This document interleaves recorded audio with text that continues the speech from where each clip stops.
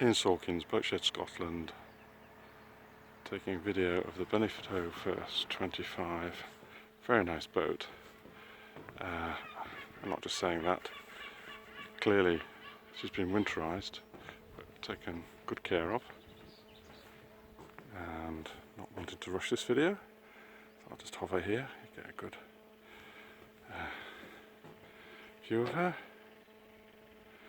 And just walking along, you can see the side decks, you can see the rigging, spray hood, just needs a little bit of attention on the top there. But